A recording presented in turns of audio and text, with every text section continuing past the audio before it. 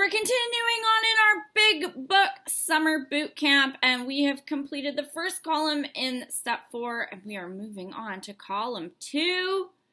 And the easiest way to explain this is point form is very necessary, but we'll go to the book, page 64, and it says first that we listed those people, institutions, and principles, so people, places, and things, with whom we were angry.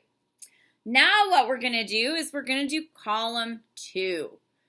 Column 2 is quite simply why I was angry.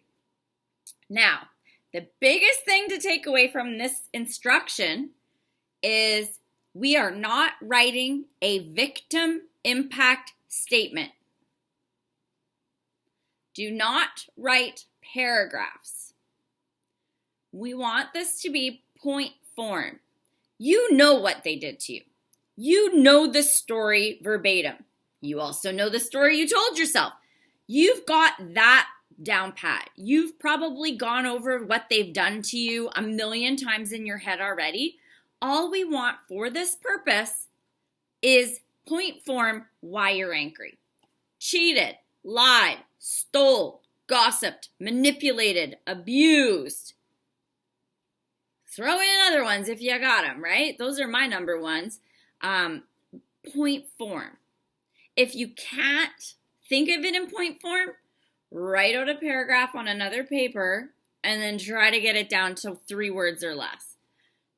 Problem where people go wrong in step 4 is they start writing a victim impact statement. This is a personal inventory. I am not doing the inventory of the people in column 1. I am not meant to relive my trauma. I've already done that. That's what got me here. If you do that, you will drink. If you do that, you will join the hundreds of other ladies that gave up in step 4. This isn't about that asshole in column 1. This is about us. This is just a springboard to get us to column 3, 4, 5. That's where the magic happens. That's where the key to your freedom is. 3, 4, 5. 1 and 2 are just a tool to get us there. It's not about them. It's about me. This is my inventory. Why am I angry? Well, I'm angry because he treated me like shit. Okay, I'll take that. That's short enough for me. I'm angry because he cheated. Okay. I don't want to, well, I treated him so well and he did this and that and then he talked to her and he said this and no. Point form. Cheated, stole, lied, manipulated, abused, gossiped. Try to find 1 word. We'll give you 3 max. You should be able to do in 3. And that's all the homework. So questions, comments, clarification.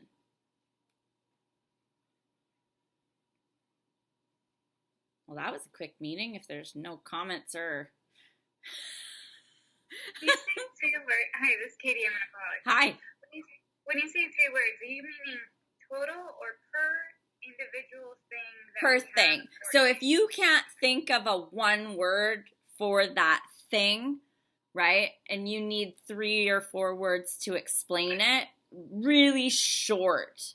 Like if it takes a paragraph to explain it, you're a victim impact statement, right? It all can be derived down to at least 1 word, right? What was the action? What did they do? Right?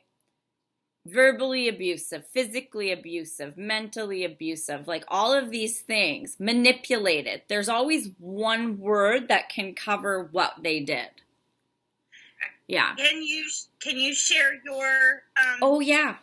Yes, PDF so maybe the ladies can get a sense of it? Yeah, and that's why the PDF is so small, because we don't want paragraphs, because this is what people do is they start opening wounds again. They start ripping off Band-Aids, they start ripping the scabs off, they start bleeding, and they bleed out, and they drink. This isn't about the other person. This is about us. We're just using that situation to help us find us on the other side. This is just reference material. And where people go wrong is they start the victim impact statements. Okay, so here is the guide. So when I get mine down here, ex-boyfriend lied, cheated, he relapsed, he stole money, he manipulated, he gossiped, he was controlling. McDonald's, always slow, always dirty, order always wrong, unprofessional. Gas prices, too expensive, not regulated. Right? I don't need to write paragraphs. I can get point form. And if you're stuck, there's lots of us, whoopsie doodles, there we go. If you're stuck, there's lots of us here that can give you examples. And because you'll start going off on, and this is where you know you're, when we start going, our eyes glaze over when you start telling our paragraphs of what these people did to you. And this is the same thing where people go wrong with their step 5. Is their step 5, they get this amazing time with their spiritual advisor or their sponsor, and they sit down and their whole life story is about the other person. It's a victim impact statement. I'm writing a personal inventory. I am trying to get down to the causes and conditions of why I drank. I'm trying to find the mistakes that I've made, the tears in my making, my fears, my insecurities, so that I can pray those things away in my 6 and 7.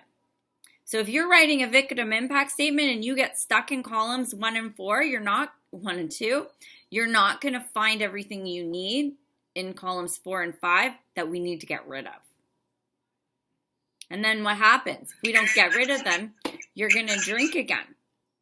The whole point is to have this change of view, seeing things from a different direction. We can't get stuck in column 1 and 2. They're quick, right? And what do people do? Oh, I've been writing my step 4 for 2 months. Are you fucking writing an essay for the police? That's too much. We're doing this. What are we giving you? 2 days in between, right? Do column 1.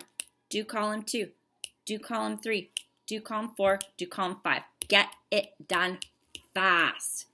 Bill didn't sit on it. Dr. Bob didn't sit on it. They did it in the hospital. This is what people at Deanna's treatment center should be doing. Instead of going, wah, they do. I know they do. And, people go to treatment and they learn about their triggers. They learn about their relapse prevention program. And guess what they leave with? Themselves. The same pile of shit they came in with. We're trying to get rid of that pile of shit here. So we want point-formed column 2. We lost only 2 people, and they're probably busy. So this is good, right? Usually we'll see as we go through this week, you'll see our numbers go down because people don't like this because it's uncomfortable. It's less uncomfortable if you put less emotion into it. Think of it as a business transaction. I don't like this person in column A. Why? They did this, this, this, this, this. We don't want to feel this. We want to move it to column 3. That's it. Business transaction. I tell that to people when they're going through a divorce, right? And it's about the money or the kids. Take away the emotion, right? Business transaction. What did they do? What did they do? Oh, they lied, they cheat, they steal, they manipulate, they gossip. These are my top ones. Feel free to chime in with new words. Hello. Lisa, go ahead. And feel free to ask questions, ladies. And you can ask me to turn off the recording, too, if you don't want it recorded. Go ahead, Lisa. Okay, hi. Can you hear me okay? Yeah. Okay, great. Thanks. My name's Lisa. I'm an alcoholic, and I'm out walking the dog, so I apologize for my setting. I have a couple questions. Do you suggest that when we're working with a sponsee, we have them do column 1 at one session and then come back again and do column 2? Or do you have them do the whole worksheet and then come back with you and go through the whole worksheet? That's my first question. In an ideal situation, if I've got that person in my home, I can have this whole thing done in 2 hours. Let's do column 1. right? Write them all down. Everything you can think of right now. Okay, column 2, Okay. write down why you're mad at those people. Okay, perfect. Let's look at column 3. I don't like to send people away with this because that's when they get in their head. In between. No. Okay, no need to wait in between. No. Columns. Okay. No. And then my second question is more of an overview question. Yep. So I have done this once with a sponsee, and I have another sponsee right now. And when my sponsee did it with me, it wasn't big book based. We used the 12 and 12. So the question that I have coming into this is only my second time I was here on Monday, Yep. is are you reading through the book and reading the book and then going reading the 2? Because it seems confusing to me a little bit to do it. Everyone says I do the steps through the book. I do the steps through the book. And I just kind of found that hard to follow for me. So I'm just kind of wondering what you suggest for that. I hope that makes sense. Well, the 12 by 12 does not contain the program of recovery for Alcoholics Anonymous. The 12 by 12 is an add-on. So you are meant to do the steps as they are written in the book. And then if you want to further enhance your knowledge, the 12 and 12 is good for practical application. But this one we're doing right now is a big book boot camp. So we're doing step 1, step 2, step 3, step 4, step 5, step 6, step 7, step 8, blah, blah, blah, blah, blah. Normally we do this as a line by line and we read it the whole way through. But it depends on who I'm working with. If I'm working with someone that's got 10 years of sobriety and just has never gotten in the big book, I'm going to do it line by line. If I'm working... And incorporate the steps at that time as you're doing the line by line. Yeah, so you do them as they come up. If I have someone who can't stop drinking and can't stop relapsing, I boot camp them. I just know what pages things are on, and I'm like, we need to get you through this. We need to get a base. Because if you do a line by line with someone who keeps relapsing, they're not going to pay attention. It takes too long. Okay, so either way is fine. Yeah. Oh, yeah.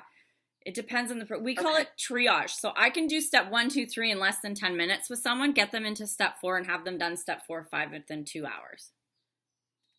Like you could do this. Going through the line by line, even without going through the line by line. Absolutely. Okay. All right. Yeah. That's very helpful. Thank you. Yeah. As quickly as you can get someone into the action and through the action, the better. If you want them to stop drinking. And if you look at Bill and Bob's stories, they did it in like a matter of days. I would love to do a retreat and do Friday, Saturday, Sunday retreat somewhere tropical because you guys know I like the sun. And Friday night, everybody arrives on Friday. Friday night, do 1, 2, 3. All day Saturday, 4, 5. All day Sunday, the rest of the steps. Easily you could do that. Easily. We got a guy that does 12 steps in 12 hours. I'm not a fan of his method, but it works. It works good. We got another group of people. They do an 8-day boot camp. So they do all day Saturday, all day Sunday. They do the week nights so people can go to school. And then they do all day Saturday, all day Sunday. And people are getting sober off that, right? Where they relapse is if they don't maintain it. They don't apply it to their life. The faster you get this done, the faster you got to freedom. And you've got the rest of your life to perfect it. So if you miss something, there's a step for that. Step 10. Right? And if you make a mistake, we got a step for that too. Step 10. We can always clean up. Step 10 is kind of like the cleanup step. Anything you need that you forget. Anybody got any questions about column 2? Been on her since January? No, that's misdirection. No. If someone's been on a step 4 since January, they need to start again with someone new. That's way too long. Della. Good morning, ladies. So for me, I left, here's treatment, left treatment, done my 1, 2, 3, got home, and it was a month and I'm sitting on my floor. I'm sitting on my floor, and I'm sitting on my floor because it was so intimidating. And then March came along, COVID, and I found 164. And then all of a sudden, Kimberly was doing this big book line by line. And it finally clicked. This is going to be awesome. It wasn't intimidating. I wasn't fearful of it. And I found that just doing this, column 1, column 2, and then moving to 3, 4, and 5, and finding out where all my fault, blames, and wrongs were, and my fears, and looking back at that evil corroding thread, it was like, it was so freeing, and I was able to move through, and now I'm able to share this with other people. And so it's just so freeing. So don't let step 4 intimidate you. This is going to rocket you into the 4th dimension. Thanks, Kim. Thank you. Absolutely. And that's just the thing. Like, it's just, I don't know how to explain it more than just have a business mindset to it. Like, it's a task. It's a task. People, places, things. Why I was angry. We're not meant to relive it and bubble it and cuddle it and live it. We've done that for the past 20 years of our lives, most of us. You know that situation inside and out. Condense it to one word and let's move on. Irene. Yeah, hi everybody. I'm Irene. I'm an alcoholic still. So you had mentioned the other day about the before 18 and after 18. And you had said before 18, you're not responsible. But I think, I started writing my lists, and I did that last year, believe it or not. I started my 4th step writing the names, but I never got any further. So I went back to my names, and a lot of them were in the before 18. And I was curious, because I was just going to it's really quick. What you just said, I just took the first one, and it was my sister Donna. She's dead now. She's dead. She died at 47 years old. But when I was younger, I was angry at her because I was jealous of her. So I wrote jealous, my father's favorite. She took away my best friend. My boyfriends were attracted to her. Is that kind of what you're looking for in terms of why were you angry? Yeah. And then I have under that my father, physically and emotionally abusive, period. That's all I had to write. Yeah. But it does seem to me that those things affected who I became later on in life. Yep. So is that important to... Yep. Okay, and that would also carry on to, after I'm 18, all those feelings, all those ugly things about myself that I felt. Self-esteem, insecurity, jealousy. Yep, 100%. And what does that bring into you? Fear. Fear of abandonment. Fear of not being good enough. Fear of not being loved. Fear of being single forever. All those fears are what? What caused you to make decisions later in your life that are probably going to reflect later on in your list. Boyfriends that abused you. Boyfriends that ghosted you. Boyfriends, whatever, right? All the relationship issues relate back to those situations because of the things that happen on your side of the column, right? So your side that we're going to find in 3, 4, 5 isn't going to include that jealousy. It's going to include that low self-esteem. It's going to include those fears that developed as a result of those situations. And that's what's been driving your life. And the good thing is that's the shit we get to pray away and God relieves us of. And then we get this whole new confidence that comes out from us when we see how these things have played a role in all of the other decisions we've made in life. That's the eye-opener.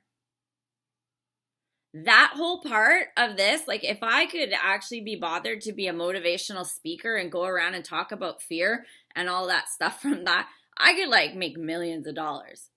But all it is the program of Alcoholics Anonymous, right? So I don't profit off that stuff. I just like giving it away because it's cool.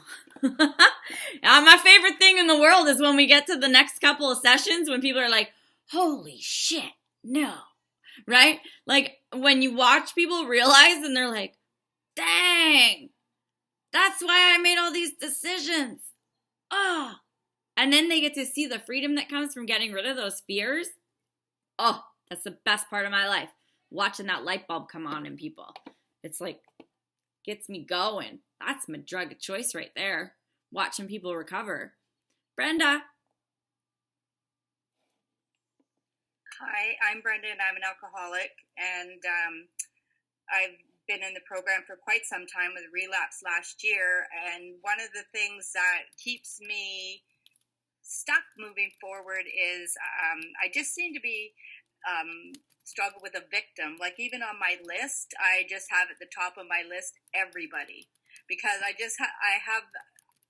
seem to be mad at everybody for one particular reason, and I know that that is me playing small, playing a victim, and I like the way that you laid all this out. It's very, very clear, and it's like I got into a new relationship a year and a half ago, but it triggered a lot of things that I thought that I had worked on in my step 4, like past relationships and all that stuff, and then getting into something new and reliving all those fears and reliving everything again kind of set me back a little bit. And I guess I wasn't having I believe that the relationship was divinely sent to me and all that stuff, and I look for the blessings in a relapse, but it's that victim mode.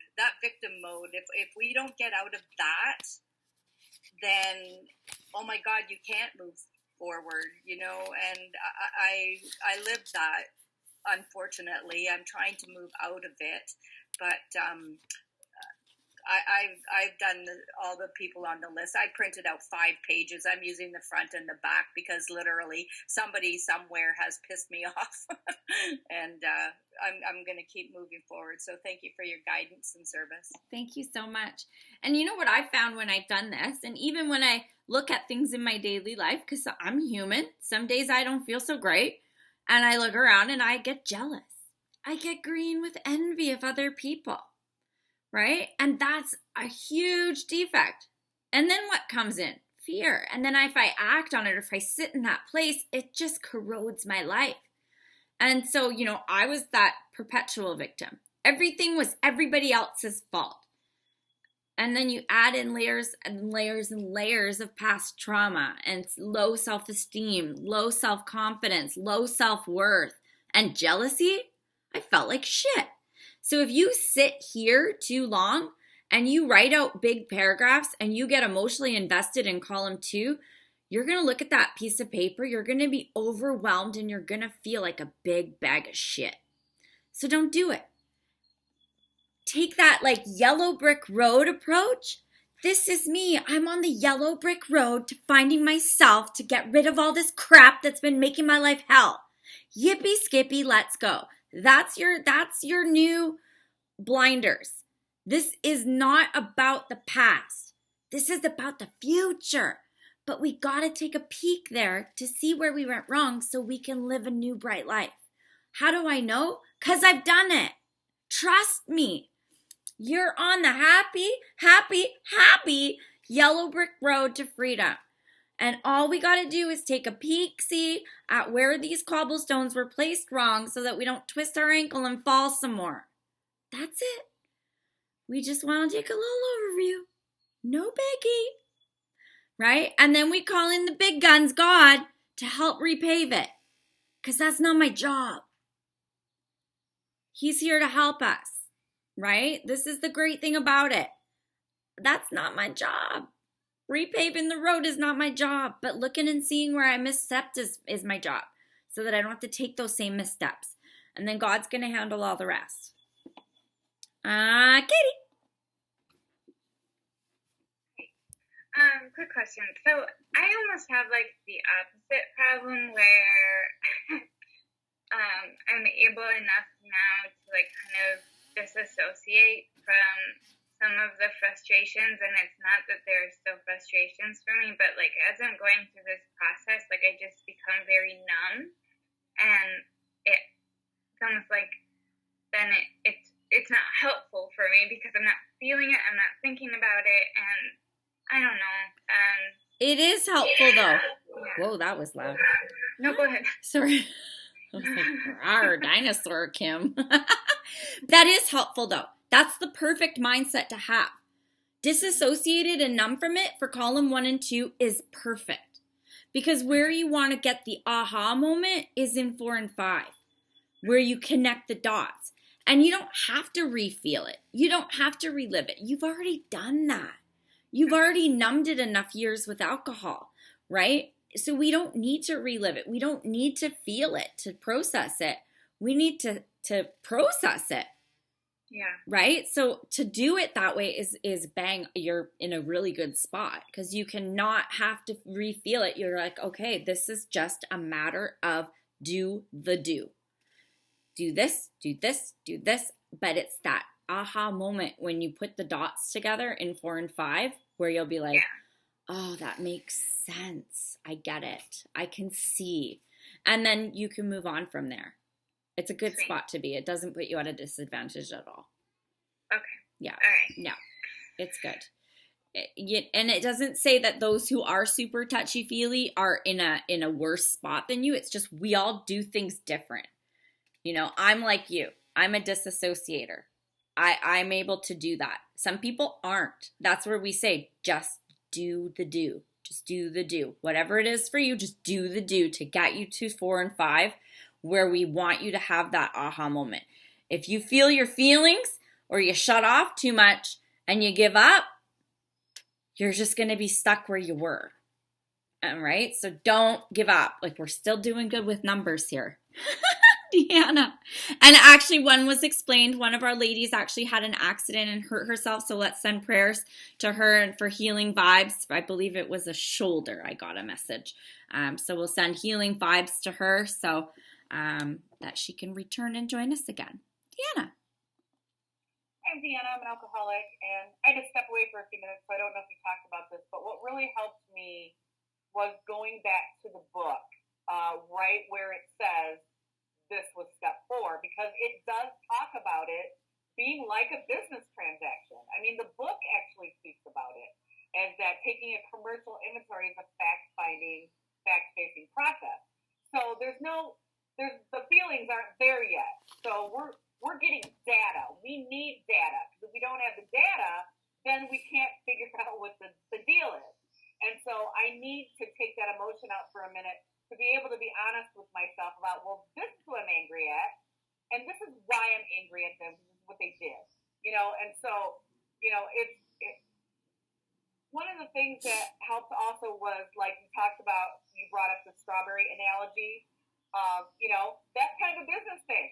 I got my strawberries, I got stuff to do. We're taking stuff out. This is what we're doing. There's no feelings about, oh, the strawberry, all the pork. We're not doing any of that. So it's data right now. Yeah, and all those strawberries from Monday are in the trash because my kids didn't eat them and they're withered up and gross. And so all of them went in the trash. And I'm not crying about the $6 from the Costco. It's all good. And if we revert back to page 62, and with I love Deanna's analogy there because it brought up my bookkeeper mind. This is just data input. We're just data in so we can get data out. And the data out is what's more important. Think of that app. There's this app, and you can put in what ingredients you have in your fridge, and then it will spit back a recipe of what you can make. That's what we're doing here. This is what I got. Tell me what I'm gonna need to do. Right? That's it. Data input. Put it in. And I wanted to say too, to what Katie was saying, because I understand what you're talking about with the emotion thing. Because I was a stuffer of feelings. I'm good at it. And one of the things that really scared me about this is to do this in a way that's not emotional. I was worried I was going back and the old Deanna was coming out again. And so that's not what's going on here. I'm not avoiding feelings. All I'm doing is just putting down what is going on. We're going to definitely go into that as we go. Yes, I've ruined strawberries for a lot of people, Priv. They think of me. I'm the strawberry girl for a lot of people in AA. Or they're like, tell the strawberry thing. Or they like all my weird stories I tell. But if we go back to page 62 in the book, and it tells us, it says that we think this is the root of our troubles. So what we're doing is we're starting at the top of the withered plant. And we're working our way down to find out what's in the roots. Because we got to pull them weeds, right? And what are them? Fear, self-delusion, self-seeking, self-pity. But what's the key here? We step on the toes of our fellows and they retaliate. But yet we think we're the victim, right? And it says at some point in the past, we've made decisions based on self that has put us in this position to be harmed. That's just what we're trying to find here. Where were these little errors in judgment? Where were these decisions made in self? Right? Because I've been stuck in you did this and you did this and you did this and you did this and you did this. I never looked at what I did. So it's, it's just fact finding. Do and do with our strawberries. Anybody else? We squeezed another 28 minutes out of that strawberry. Oh, Janine, do you know where the... Oh, sorry, Ruth. Janine has her hand up. We'll come back to you. Do you know where your raise hand button is, love? There's a button somewhere on that screen that says raise your hand, but don't worry about it now. Oh, go ahead. Someone... I think I have to... Hi, Janine Alcoholic. I think I have to re-download something on this Chromebook. I never had a Chromebook, so I apologize. It doesn't do anything like I want it to do.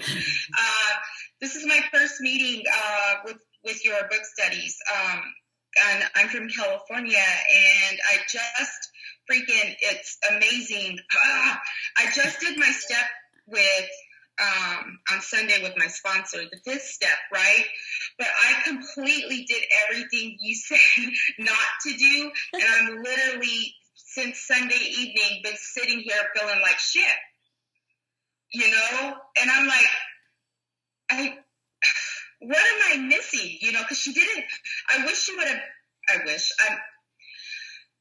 she was saying certain things. She was trying to bullet point it now that I'm looking back at it, but I wasn't getting it until you actually spoke it out. So I'm laying here literally how little, and I thought these paragraphs were small enough, but they're still paragraphs at the end of the day.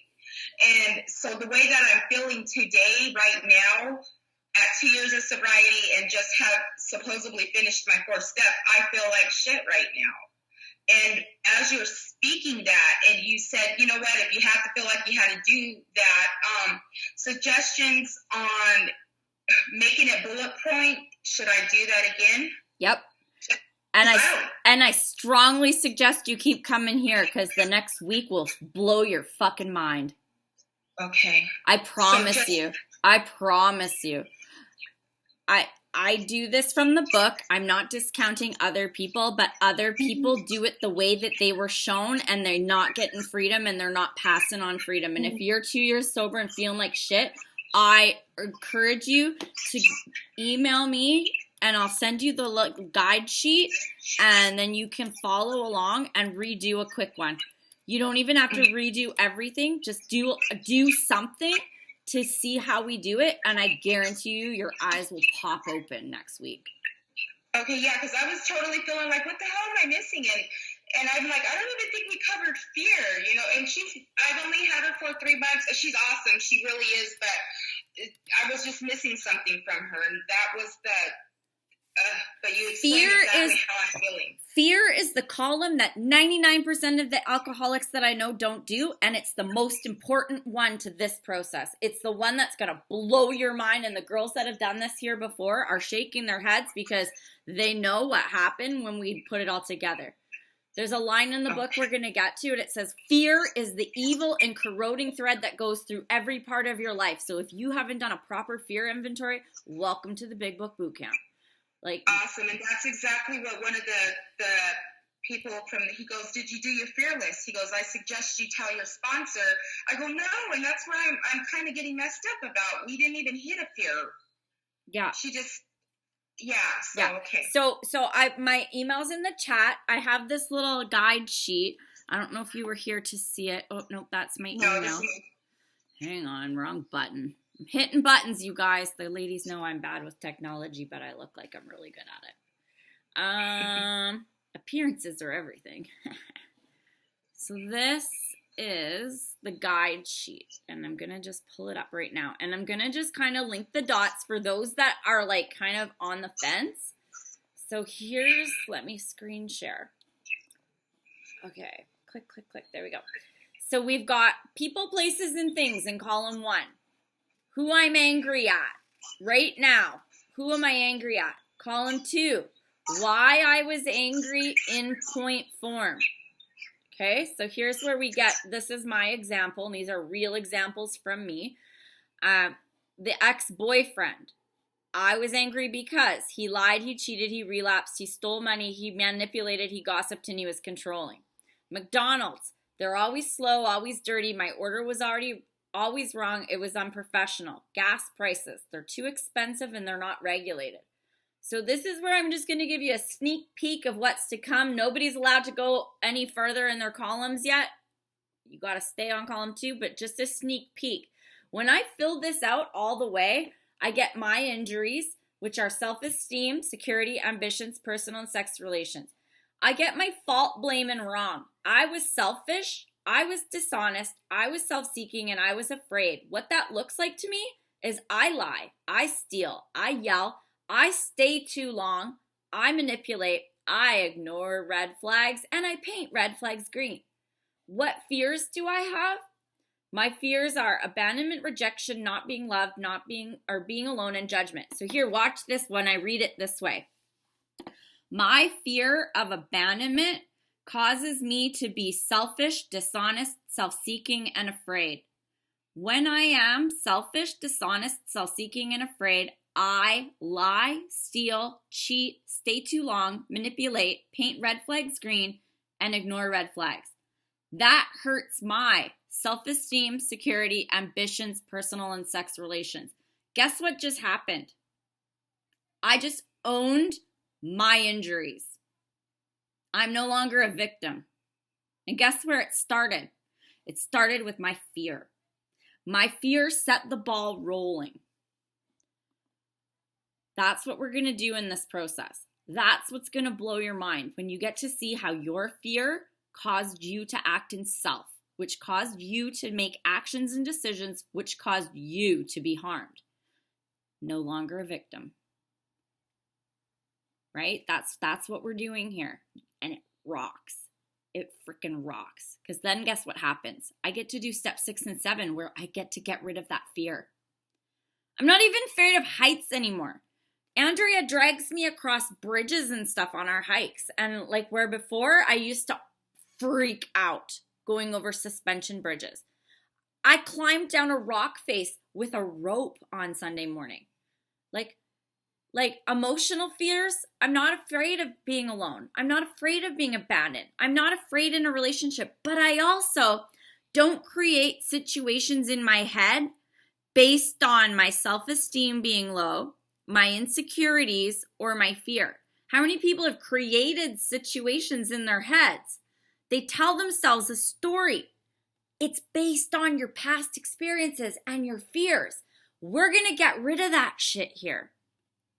And it's amazing. It's amazing.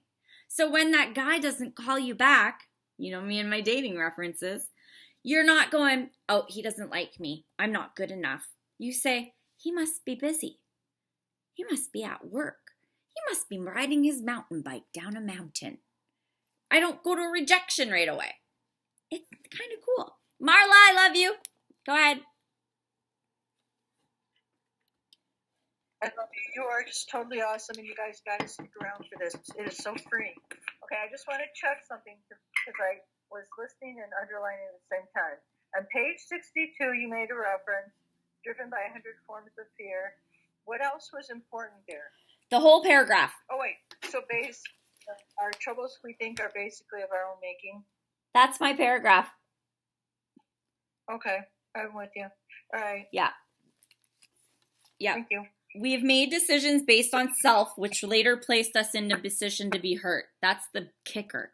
But it's based on fear, self-delusion, self-seeking, self-pity. And the biggest part is where you realize why these people have hurt you, right? Why do these people do these things to me? Well, A, I placed myself in a position to be hurt. B, I've stepped on the toes of some people and they've retaliated. And we find that they've hurt us, right? Like, Right. I kind of set the ball rolling. Okay, thank you. You're welcome. Yeah, I love that paragraph. I do too. I mean, this is so freeing. I'm just so excited, and it seems like we should have picked this up somewhere, but no. You just keep adding these little pieces, and it's like, oh my gosh, it's just awesome. So thank you. Yeah, absolutely. I hit a button. Where'd I go? There I am. Lisa. Me again. Go ahead. Okay, this is very helpful. Here's my question, and I'm sure it's premature. I've been continuously sober for over 3 years. I understand everything that you're explaining as a result of going through the steps, and I see my part, and everything for me comes back to fear. But where I'm at right now is I am not emotionally sober because I have obsessive thoughts. I'm in fear, and it'll hit me, and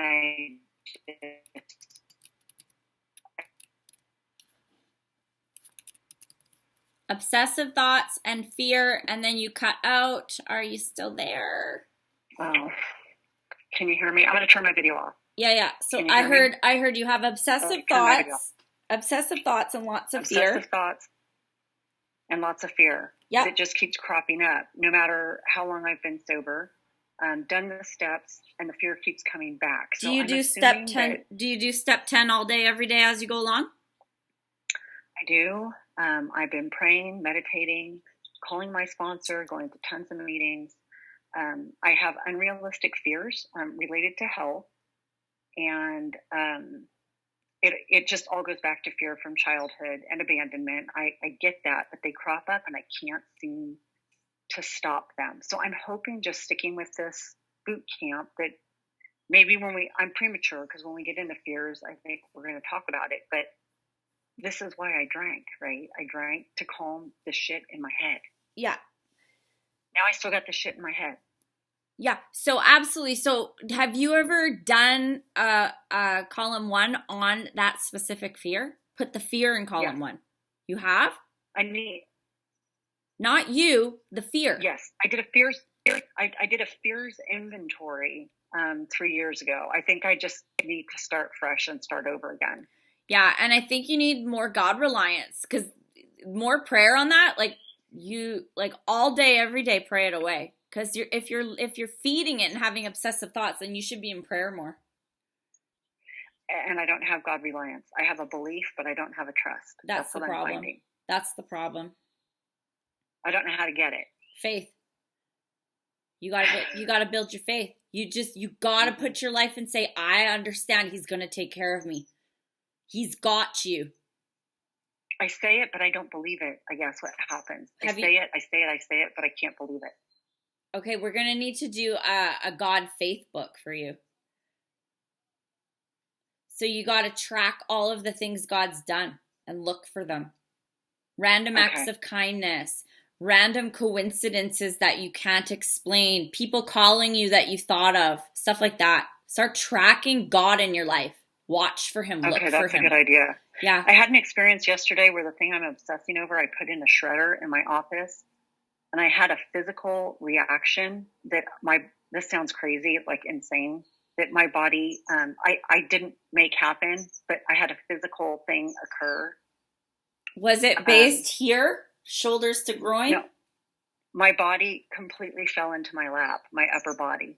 Yeah, this is where God lives in us. This is where God lives in us. So if you have a physical reaction in this God square, that's God.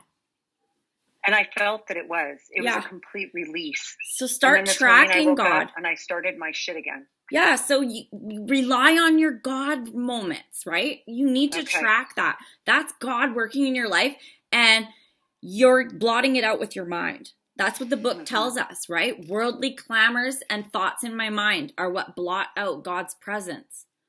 So you say no. That's helpful. Say no. I shred that paper with that fear on it, and God showed up for me. That's what you go to. And that's exactly what happened. Yeah. It really is. I truly believe that. So then don't blot it out with your mind. Okay. Because that's it. All right. Thanks. You got to shift, right? And that's where people are like, I don't know where to find faith. It's like, well, you got to look for it. Where's God showing up for me? Where does God have my back? God gave you one yesterday. Another one I like to do, ask for clear, concise signs. God loves to show off. He loves it. Okay, lots of you guys don't know this story because you haven't been here before. I was dating this guy. It's always dating with me. I told you.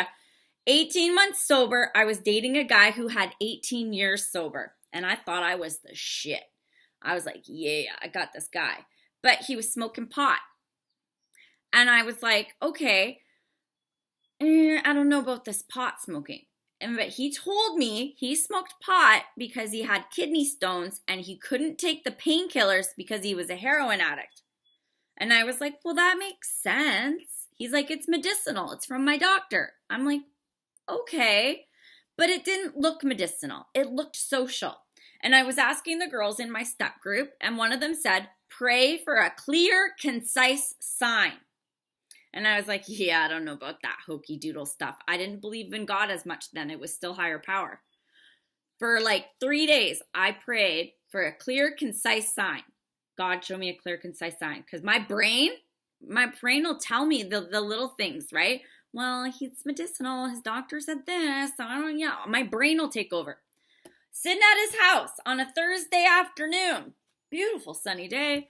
And he's on the back deck, and I'm working on my laptop in the kitchen, and I hear, and I'm like, what's that noise? I lean back in my chair, and I look back on the deck. He is, no word of a lie, smoking his medicinal marijuana in a 2-foot bong, lighting it with a blowtorch. Ladies and gentlemen, that is not medicinal marijuana.